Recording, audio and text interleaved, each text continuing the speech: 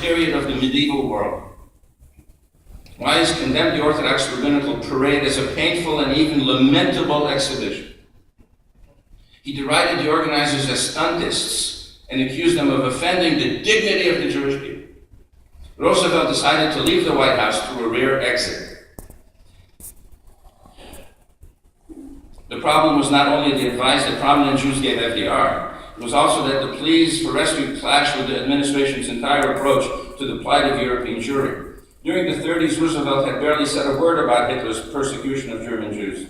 He refused to consider taking any diplomatic or economic steps to pressure Germany on the Jewish issue. Not only did he reject appeals to liberalize America's strict immigration quotas, but his administration implemented such cumbersome procedures for immigration visas, procedures described by David Wyman as paper walls in his book of that name, that only a very tiny, small portion of the quotas were used each year. After the news of the Nazi genocide was confirmed in late 1942, Roosevelt refused to alter his policy. He almost never mentioned the Jews when condemning Nazi atrocities. Immigration quotas remain unfulfilled, sometimes up to 90%.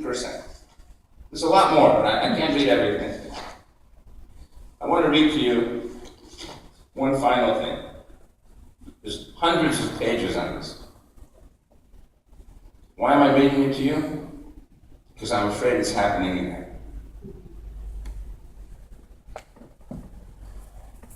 This is an interview of Professor State.netanyahu, the father of the Prime Minister, who passed away April 30th, 2012 at the age of 102.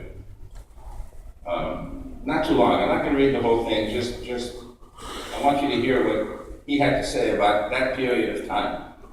Over the years, I had the opportunity to conduct a number of lengthy interviews with Professor State.netanyahu, who passed away early Monday, concerning his activities in the United States in the 1940s, when he was executive director of the American wing of the revisionist Zionist movement. And he asked questions, and there's answers to the question. In your view, why were American Jewish leaders so cautious during the 1940s? Answer.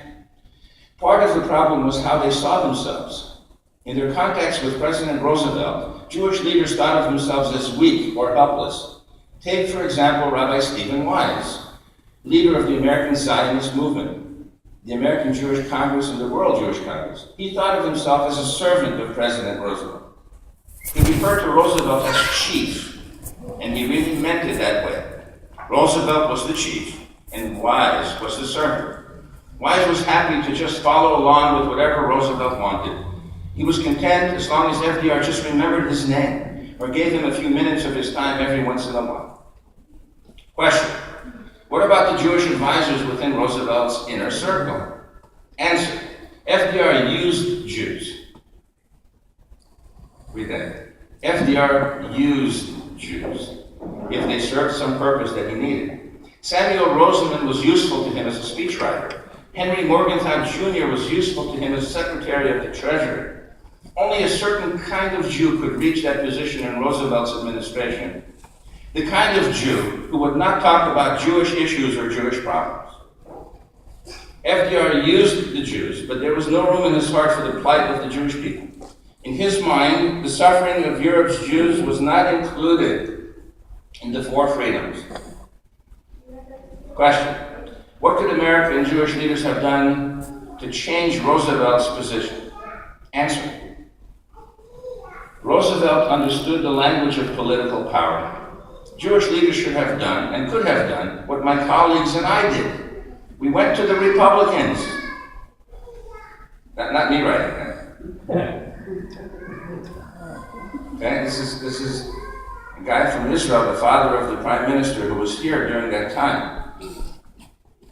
We went to the Republicans, and then Roosevelt got the message.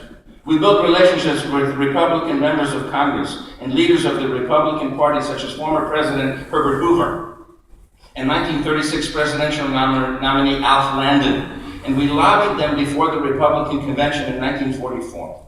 They put a plank in their party platform that year, calling for, quote, unrestricted immigration and land ownership for Jews in Palestine. And it called for making Palestine a free and democratic commonwealth for the Jewish people. That was the first time one of America's political parties took such a position. Stephen Wise said he was deeply embarrassed that the Republicans were trying, in his view, to upstage the President of the United States. I got a show named after this coward. And there's a lot more.